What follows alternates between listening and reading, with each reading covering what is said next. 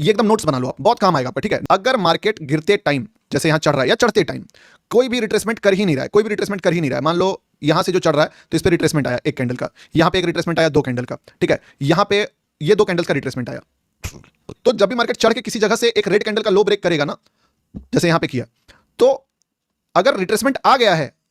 तो ये मोमेंटम समझ लो ऑलरेडी आ चुका है। पर अगर ऐसा कोई मोमेंटम पहले आया ही नहीं तो जो एक कैंडल से रिट्रेस करेगा वही रिट्रेसमेंट जो यहां आना चाहिए था, यहां आना चाहिए था, वो यहां भी आएगा और यही मोमेंटम लगभग लगभग जोड़ के इतना बड़ा मोमेंटम बनेगा। इसीलिए आप इवन गोल्ड में देख लो या बिटकॉइन में देख लो, बिटकॉइन में तो पता नहीं, गोल्ड में ये चीजें ज्यादा काम करती है कि कभी मार्केट अगर वन वे बहुत ज्यादा ही खुद को स्ट्रेच कर देता है, वन वे अगर बहुत ज्यादा स्ट्रेच कर दिया तो जब भी वो पहला रेड कैंडल या पहला ग्रीन कैंडल का लो ब्रेक करेगा तो जो रिट्रेसमेंट आता है वो एक सिग्निफिकेंट अमाउंट में रिट्रेसमेंट आता है, क्योंकि वहां पे यहां भी 70 पिप्स का आया था और उस पे अगर मार्केट हल्का सा भी रिट्रेस किया ही नहीं है, हल्का सा भी मोमेंटम में नोटंकी किया ही नहीं है जैसे यहां पे, तो जो दो कैंडल्स का मोमेंट मतलब इतना फॉल कैसे करेगा मार्केट, थोड़ा सा गिरेगा फिर थोड़ा चढ़ेगा, फिर थोड़ा गिरेगा, फिर थोड़ा चढ़ेगा, फिर थोड़ा गिरेगा, फिर थोड़ा चढ़ेगा, फिर गिरेगा, फिर चढ़ेगा, ये तो यहां पे जो इतना चढ़ा, यहां पे जो इतना चढ़ा, यहां पे जो इतना चढ़ा, यहां पे जो इतना चढ़ा, ये चारों रिट्रेसमेंट समझ लो कि इस पे फॉल में पेंडिंग है, क्योंकि जब भी यहां से यहां तक फॉल करता है मार्केट मल्टीपल कैंडल्स में, अगर एक दो कैंडल्स में गिर जाए तो समझ लो नेगेटिविटी का पीक है, तब तो भाई जस्टिफाई है कि दो ही कैंडल में गिर गया, sellers are so much aggressive. But अगर धीरे धीरे गिरा है, फाइट करके गिरा है, बट एक बार भी इतना रिट्रेस नहीं किया, तो ये 1, ये 2, ये 3 और ये 4, ये चारों मूव को काउंट करो और समझ लो कि वो सारा रिट्रेसमेंट जिस भी जगह पे ग्रीन कैंडल बना उसके बाद आएगा,